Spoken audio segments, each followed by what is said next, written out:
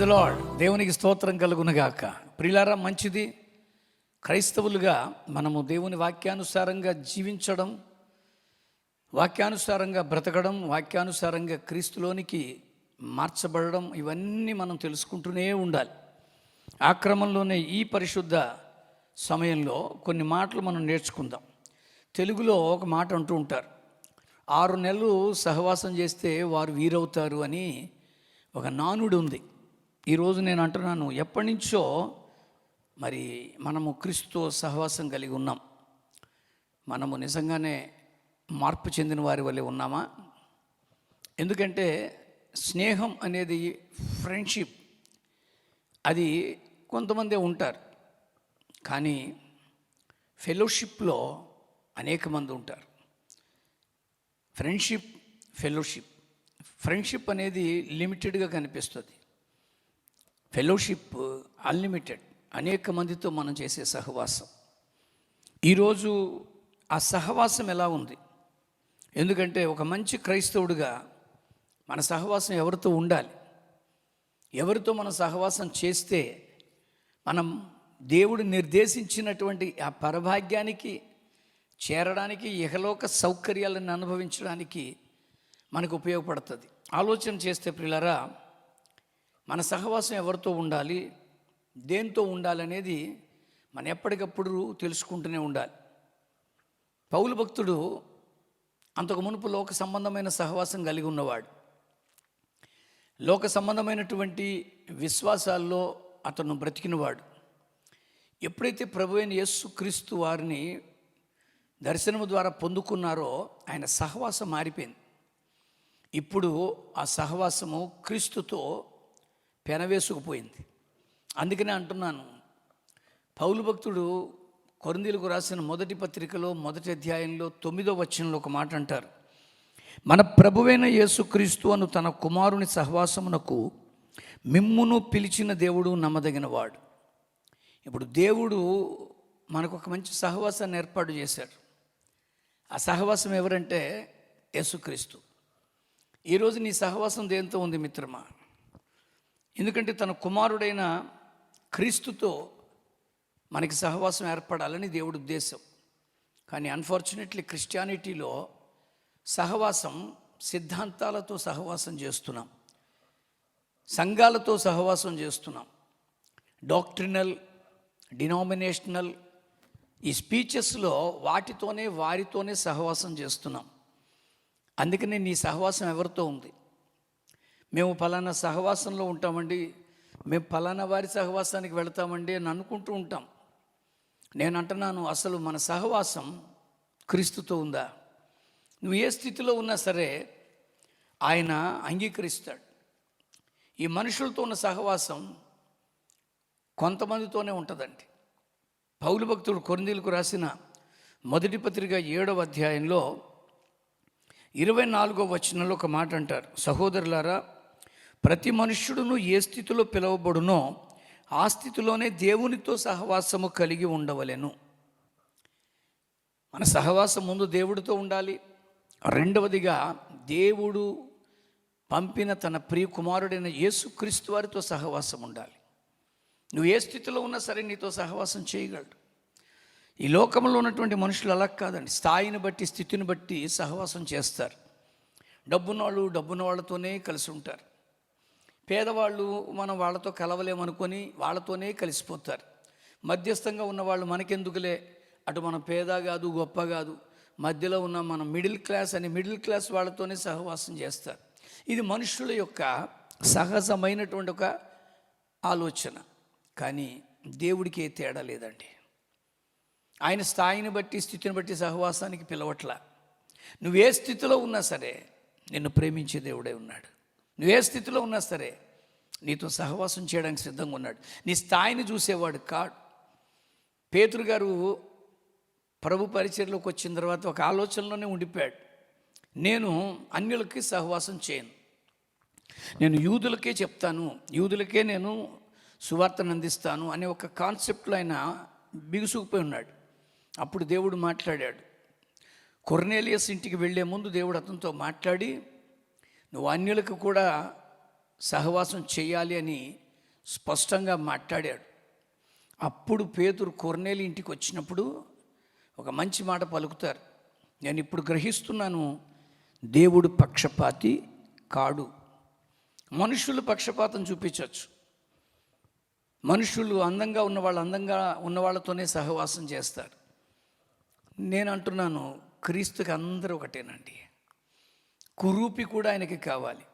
కుష్టు వ్యాధిగ్రస్తుని ఎంత ప్రేమించారో, డబ్బున్నటువంటి వారైనా భక్తులను కూడా అంతగానే ప్రేమించాడు.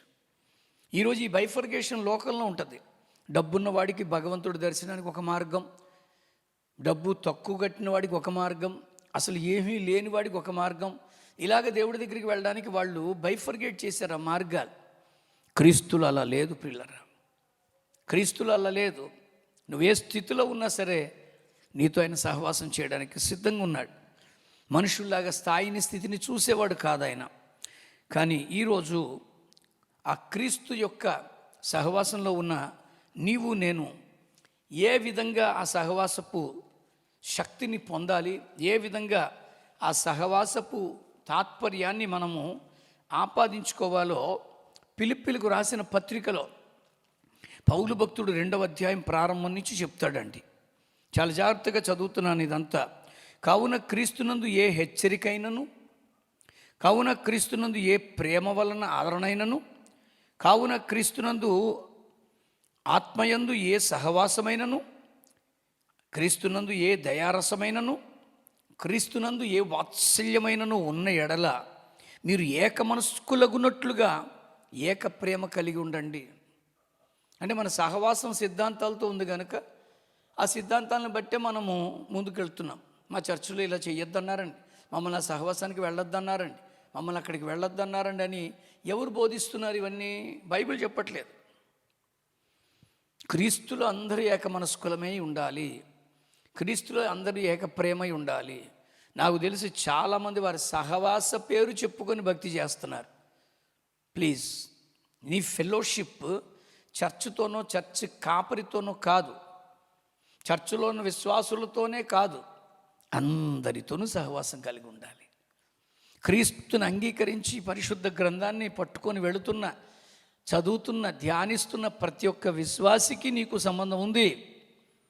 కానీ ఈ పాస్టర్లు, ఈ డినామినేషన్స్, ఈ డాక్ట్రినల్ బోధలు సంఘాన్ని బైఫర్గేట్ చేసేసాయి. ఈరోజు ఓపెన్గా అంటున్నాను, ఒక మంచి క్రైస్తవుడిగా నువ్వు నేర్చుకో మిత్రమా. ఒక మంచి క్రైస్తవుడిగా నువ్వు అందరితోనూ సమానంగా ఉన్నావా? దేవుని కృప ఏంటంటే నన్ను అందరూ పిలుస్తారండి వాక్యం చెప్పడానికి. నేను మళ్ళీ అంటున్నాను, నన్ను రోమన్ క్యాథలిక్ వాళ్ళు పిలుస్తారు, బైబిల్ మిషన్ వాళ్ళు పిలుస్తారు, మెథడిస్ట్ వాళ్ళు పిలుస్తారు, బ్యాప్టిస్ట్ వాళ్ళు పిలుస్తారు, లూథరన్స్ పిలుస్తారు, జీడిఎం గోదావరి డెల్టా మిషన్ వాళ్ళు పిలుస్తారు, ఇలాగ అనేక డినామినేషన్ పెంతకోస్తల్స్ పిలుస్తారు. ఎందుకంటున్నానంటే ఇలాగ రకరకాలుగా బైఫర్గేట్ అయిపోయినటువంటి క్రైస్తవ సంఘాలు ఈరోజు కారణం ఏంటి అని ఆలోచిస్తే ఈ సంఘపరమైన సిద్ధాంతపరమైన బోధలే. కానీ బైబిల్ అలా చెప్పట్లేదే. అందరితోనూ ఏక సమానంగా మంచి మనస్సు కలిగి ఉండండి, ఏక ప్రేమ కలిగి ఉండండి, ఏక భావము కలిగిన వారై ఉండి. భావాలు మారిపోతున్నాయి.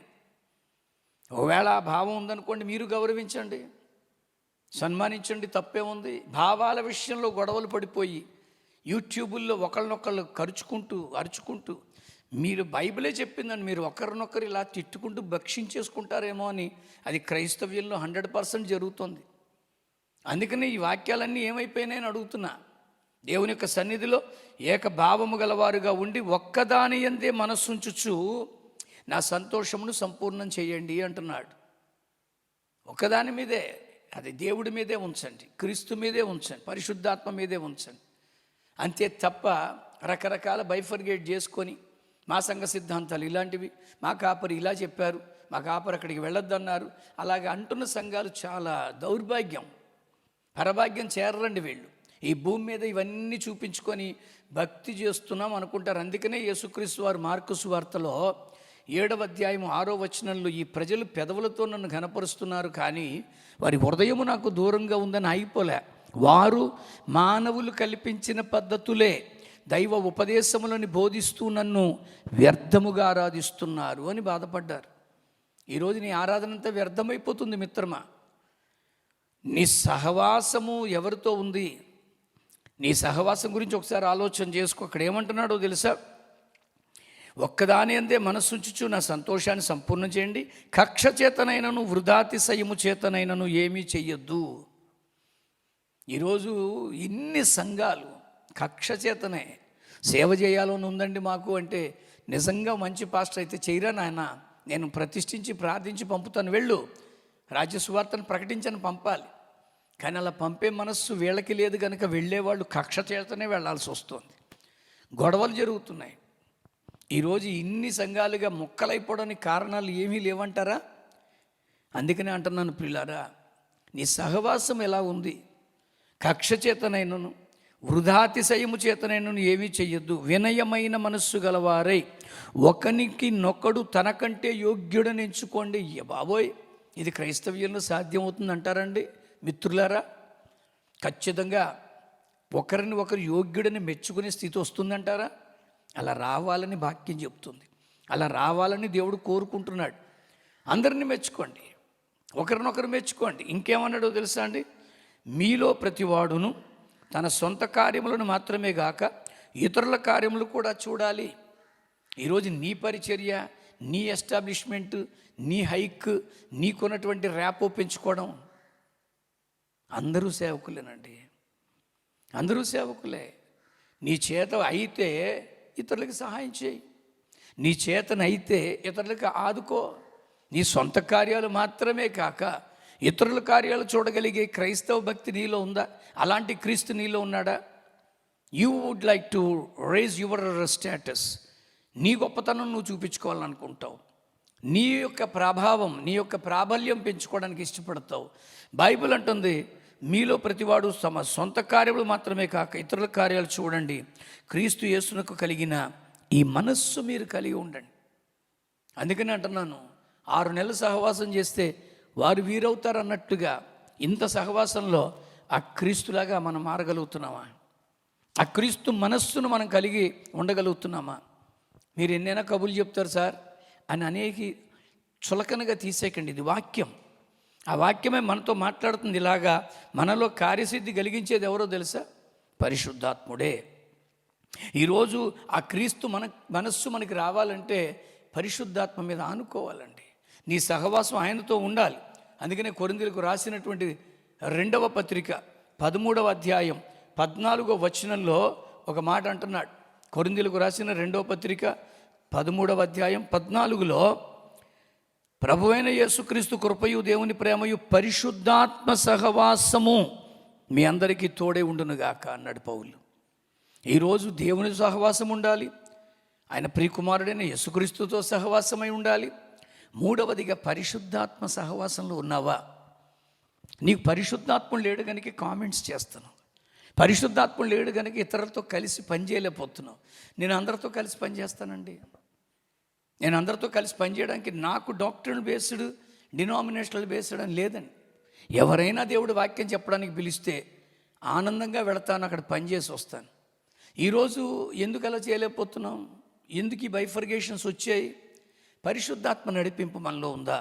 దేవుని వాక్యాన్ని చూస్తే ఆ కుమారుడి స్వారూప్యంలోకి మనం మార్చబడేంతగా పరిశుద్ధాత్ముడు మనకి తోడుగా ఉంటాడంట. క్రీస్తు మనస్సు మనలో కలగాలంటే ఆత్మ నడిపింపులో ఉన్నావా? రోమాపత్రిక 8వ అధ్యాయంలో ఒక మాట చెప్తున్నాడండి ఆయన 29వ వచనంలో, ఎందుకనగా తన కుమారుడు అనేక సహోదరులలో జ్యేష్ఠుడగునట్లు, కేవలం క్రీస్తువే జ్యేష్ఠుడు అవ్వాలండి, అంతే తప్ప పాస్టర్లో ఈయన టాపు ఆయన టాపు అనే బైఫర్గేషన్ లేదండి. అపోస్తుల్లో లేదండి ఇది. అలాంటి భావాలు శిష్యుల్లో వస్తున్నందుకే మాలో ఎవడు గొప్పవాడు అనుకున్నందుకు పూర్తిగా గాలి తీసాడు వాళ్ళందరికీ ప్రభు మాట్లాడుతూ. అలాంటి ఆలోచనలు కలిగి ఉన్న వాడిని అసలు నా పరిచర్యకి పనికిరాదన్నాడు. మళ్ళీ చెప్తున్నాను ప్రియులారా, నేను గొప్ప వాడు తక్కువ అనే భావన క్రైస్తవ్యంలో ఉండకూడదు. నువ్వు మంచి క్రైస్తవుడివే, నువ్వు చక్కటి యేసు రక్తంలో కడగబడిన మనస్సాక్షి కలిగిన బిడ్డవి.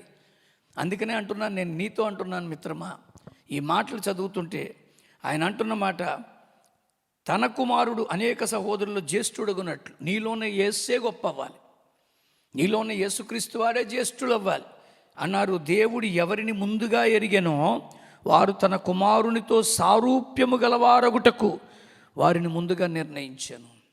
ఈరోజు సారూప్యం వేరు, స్వరూపం వేరు. ఇదిగో నేను ధరించుకున్న దేహం దైవ స్వరూపం. ఇది దేవుడు తన స్వరూపాన్ని మనకిచ్చాడు. రెండవది సారూప్యాన్ని కూడా తెచ్చుకోమంటున్నాడు. ఈరోజు క్రీస్తు సారూప్యం నీలో ఏర్పడిందా? క్రీస్తు మనస్సు కలిగి ఉన్న బిడ్డగా ఉన్నావా? ఇంకేమన్నారు తెలుసా అండి అక్కడ, మరియు ఎవరిని ముందుగా నిర్ణయించినో వారిని పిలిచెను, ఎవరిని పిలిచినో వారిని నీతిమంతులుగా తీర్చెను, ఎవరిని నీతిమంతులుగా తీర్చెనో వారిని మహిమపరుస్తాడు. ఈ భక్తి అంతా ఎందుకండి? ఆ పరభాగ్యం చేరడానికేగా. ఈ గొప్పలన్నీ ఎందుకండి? ఈ భూమి మీద చూపించుకోవడానికేగా. అందుకనే అంటున్నాను, నీ సహవాసం ఎవరితో మిత్రమా? నీ సహవాసము క్రీస్తుతో ఉందా? నీ సహవాసం పాస్టర్ని మోసేస్తుంది. మా పాస్టర్ గారిని ఏమనకండి, మా సంఘం ఎంత గొప్పదో తెలుసా? ఇవేమీ వెళ్ళవండి. ఎవడైతే ఇలాగ ఉంటాడో, క్రీస్తు సారూప్యంలోకి వస్తాడో, ఎవడైతే క్రీస్తు యేసు కలిగిన మనస్సును కలిగి ఉంటాడో ఖచ్చితంగా వాడిని పరిశుద్ధాత్ముడు బలపరిచి తీసుకెళ్తాడు. అందుకనే అంటున్నాను, కొరింథీయులకు రాసినటువంటి మొదటి పత్రికలో 2వ అధ్యాయంలో 10వ వచనం నుంచి మనం చదువుకుంటే, మనకైతే దేవుడు వాటిని తన ఆత్మ వల్ల బయలుపరిచాడు. మనకన్నీ చెప్తున్నాడండి ఆత్మ వల్ల. ఈరోజు నీ సహవాసంతో దేవుడు మాట్లాడుతున్నాడు. నువ్వు మనుషులతో సహవాసం చేస్తున్నావు, పాస్టర్లతో సహవాసం చేస్తున్నావు, సిద్ధాంతాలతో సహవాసం చేస్తున్నావు, సంఘాలతో సహవాసం చేస్తున్నావు, అన్యులతో సహవాసం చేస్తున్నావు. ఆలోచించి నీ సహవాసం ఎవరితో? వాక్యముతో సహవాసం చేస్తున్నావా? నేను మళ్ళీ అంటున్నాను, ఆ ఆత్మ అన్నిటినీ దేవుని మర్మములను కూడా పరిశోధిస్తున్నాడు. ఒక మనుష్యుని సంగతులు అతనిలోనున్న మనుష్యాత్మకే కానీ మనుషుల్లో మరి ఎవరికి తెలియను. ఈరోజు పాస్టర్లు చెప్పేస్తున్నటువంటి ఈ అమెండ్మెంట్స్ ఇవన్నీ వాళ్ళ ఆత్మకి తెలుసండి, అది వాక్యం కాదని. కానీ అక్కడే అంటున్నాడు ఏమని? దేవుని సంగతులు దేవుని ఆత్మకే కానీ మరి ఎవరికి తెలియవు. ఈరోజు నీకు పరిశుద్ధాత్మతో సహవాసం ఉంటే సత్యం ఏదో వెంబడిస్తావు, అంతే తప్ప పంతాలు, పట్టింపులు, గొడవలు, చికాకులు తెచ్చుకునే వాళ్ళతో నువ్వు సహవాసం చెయ్యవు. వాక్యానికి దగ్గరగా రా, ఆ వాక్యం నేను బలపరుస్తుంది. నీకు మంచి మాట చెప్పనండి, ఎవరైనా చదవచ్చండి బైబిల్. ప్రపంచంలో అత్యధికమైన భాషల్లోకి తర్జుమా చేయబడిన ఏకైక రాజగ్రంథం బైబిల్ గ్రంథం ఒక్కటే. ఇంక ఏ గ్రంథాలు భూమి మీద అన్ని తర్జుమాలు చేయలే, ఒక్క బైబిల్ ఒకటే. That means everybody can read. అన్య భక్తిలో కొన్ని మనం చదవలేము, మనకు అర్థం కాదు. అవి చదవాలంటే అవి నేర్చుకున్న వాళ్ళే మనకి చెప్పాలి. అలాగ వాళ్ళు ఏం చెప్తే అదే భక్తి అనుకునే స్థితిలో ఇప్పుడు లోకరీతిగా ఉన్న భక్తి ఉంది. నేను అందులోంచి బయటకు వచ్చినోడ్నే. ఇప్పుడు ఈ బైబిల్ ఉందే, నువ్వు చదివినా నీకు అర్థమవుతుంది. నేను మళ్ళీ చెప్తున్నాను స్పష్టంగా, ఈరోజు చాలామంది ఈ బైబిల్ చదవగలుగుతున్నారండి. వీళ్ళందరూ కూడా అక్షరాస్యులే, పెద్ద పెద్ద చదువులు కాదండి వీళ్ళు. చదువు లేనటువంటి వాళ్ళు బైబిల్ చదవగలుగుతున్నారండి. చదువు ఉన్నాడు కూడా అన్య భక్తిలో ఉన్నటువంటి ఒక గ్రంథాన్ని చదవలేడు, దానికి అర్థం చెప్పలేడు. అందుకే స్పష్టంగా అంటున్నాను, చదువు లేని వారిని సైతము కూడా జ్ఞానంతో నింపగలిగే అద్భుతమైనటువంటి పరిశుద్ధ గ్రంథములో సహవాసాన్ని గురించి మాట్లాడుతున్నాడు. నీ సహవాసం ఎవరితో చేస్తున్నావు? అందుకని ఆయన అంటున్నాడు, దేవుని సంగతులు దేవునాత్మకే తప్ప ఎవరికి తెలియదు. మన దేవుని వలన మనకు దయచేయబడిన వాటిని తెలుసుకున్నటకై మనము లౌకికాత్మను కాక దేవుని యొద్ద నుండి వచ్చే ఆత్మను పొందాం. ఈ భూ సంబంధమైన భౌతికపరమైన లౌకికాత్మ కాదండి. నాకు దేవుడు ఇలా బయలుపరిచాడు. ఆయన కూడా అంటున్నాడు, ఒక ఆయన, దేవుడు నన్ను ఇక 2 చక్రాలు మానేసి 4 చక్రాల మీద వెళ్ళవయ్యా అన్నాడంట. అంటే సంఘంతో చెప్తున్నాడు, నాకు కారు కొనండి అని. అలా చెప్తాడా దేవుడు? అలా చెప్తాడా? నేను మళ్ళీ చెప్తున్నా, ఇవన్నీ కొత్త కొత్త మాటలు కాదా, విచిత్రమైన మాటలు కాదా? యేసుప్రభు వారు దగ్గరికి ఒక ఆయన వస్తాడు, అయ్యా నేను నీతోనే ఉంటాను, నువ్వేం తింటే అది తింటాను, నువ్వు ఎక్కడుంటే అక్కడ ఉంటాను, నీ వెనకాలే తిరుగుతానని. యేసుప్రభు వారు సింపుల్గా అన్నారు, ఊరుకోవయ్య బాబు, నాకు పడుకోవడానికి ప్లేస్ లేదు, నిన్నెక్కడ పెట్టుకొని అన్నాడు. అదేంటంటే వస్తున్న వాళ్ళని వెంబడించమని చెప్పాలి కదా. అలా ఎందుకనంటే వాడు స్వార్థంగా వచ్చాడు. ఈరోజు చాలామంది స్వార్థంగానే దూరారు ఈ ప్రభు పరిచర్యలోకి. స్వార్థంగానే పేరు ప్రఖ్యాతులు సంపాదించుకోవచ్చు, పూట భోజనం పోతుంది, పైగా గౌరవం వస్తుంది, డబ్బులు వస్తాయి. అందుకనే కదండి ప్రతి ఒక్కరూ ఈరోజు ఇందులోకి వచ్చారు. నేను ఓపెన్గా చెప్తున్నాను, ఎంతమంది నిజంగానే క్రీస్తు సారూప్యంలోకి రావడానికి ఒకరోజు ఈ జీవనమంతా అయిపోతుంది, పరభాగ్యం చేరడానికి వస్తున్నారు. అలాగ రప్పించగలిగే సేవకుడు కావాలి, అలాంటి సహవాసాన్ని నేర్పగలిగేవాడు కావాలి. రే, మన చర్చి నుంచి ఎవరు బయటికి వెళ్ళకుండా చూసుకోండి, వీలైతే బయట చర్చిలో ఉన్న వాళ్ళందరినీ ఆకర్షించి మన చర్చిని నింపండి అనేవాళ్ళు పరలోకానికి వెళ్ళనివ్వరు. ఓపెన్గా చెప్తున్నాను. ఈ వీడియో తర్వాత ఎన్ని కామెంట్స్ వచ్చినా నేను సిద్ధంగానే ఉన్నాను. ఎందుకంటే సత్యాన్ని మాట్లాడుతున్నాను. ఆలోచన చెయ్యి, నీ సహవాసం ఎవరితో? నీ సహవాసం నీ కాపరి చెప్పిన బోధల మీదే నీ సహవాసం ఆధారపడి ఉంది. అందుకని ఈరోజు క్రైస్తవ్యానికి ఎంత భ్రష్టత్వం వచ్చింది. ఎంత ప్రేమమయుడండి క్రీస్తు. ఎందుకు మనం బైఫర్గేట్ చేసేసాం? ఆలోచన చేస్తే ఏమన్నాడో తెలుసా అండి? మనుష్య జ్ఞానము నేర్పు మాటలతో కాక ఆత్మ సంబంధమైన సంగతులతో సరిచూస్తూ ఆత్మ నేర్పు మాటలతో వీటిని గురించే మేము బోధిస్తున్నాం. మనుషుల మాటలు నేర్పేది కాదండి. మీరు ఇలా చేయాలి, అలా చేయాలి, మీరు మొదటి జీతం ఇస్తే మీకు ఎంత వస్తుంది, ఏమిటండి ఇవన్నీ? ఇలాంటి మాటలు ఎక్కడున్నాయి?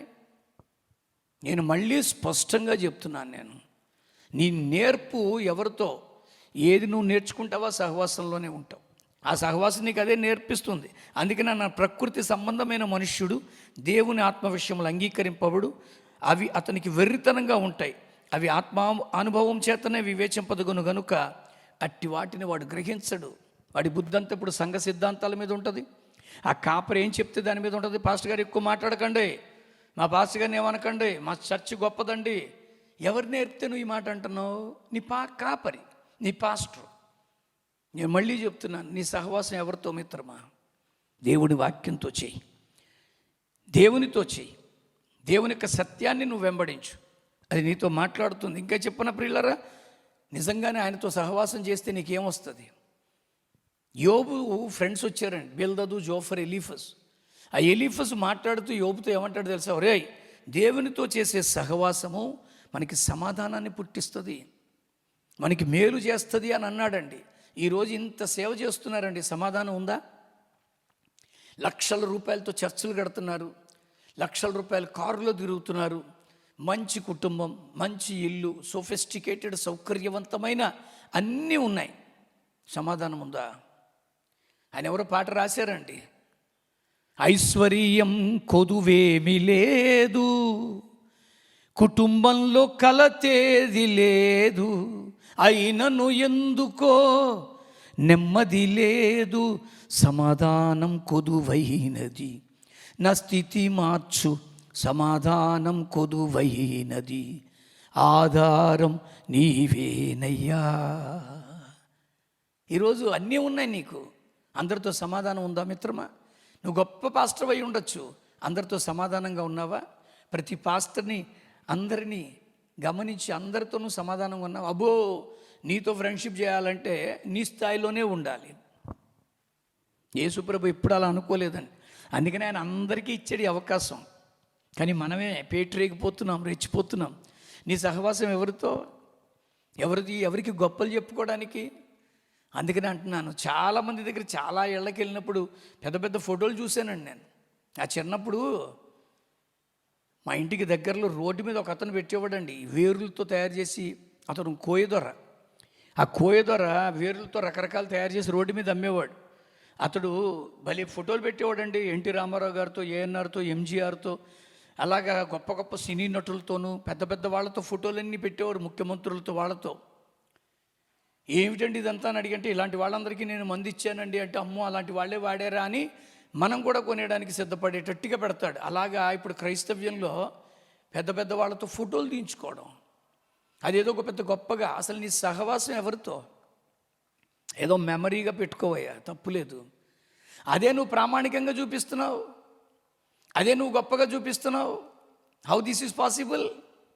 నేను మళ్ళీ చెప్తున్నాను, ఈ జాడ్యం అంతా క్రైస్తవ్యంలో వదిలిపోతే తప్ప నిజమైనటువంటి క్రీస్తు యొక్క మహాత్మ్యము, ప్రేమతత్వము అర్థం కాదు. అందుకనే అంటున్నాను ఈ మాటలన్నీ.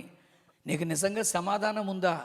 నువ్వు దేవునితో సమాధానంగా ఉంటే ఆ సహవాసం చేస్తే సమాధానాన్ని ఇస్తాడు, మేలు కూడా జరుగుద్ది. అందుకని ఎలీఫజ్ ఆ మాట చెప్పాడు, నీవు దేవునితో సహవాసం చేస్తే. మరొక మాట అంటాడు, సామెతల్లో ఒక మాట అన్నాడు 13:20, నువ్వు జ్ఞానులతో సహవాసం చేస్తే నీకు జ్ఞానం వస్తుంది. ఈరోజు నేను అంటున్నాను,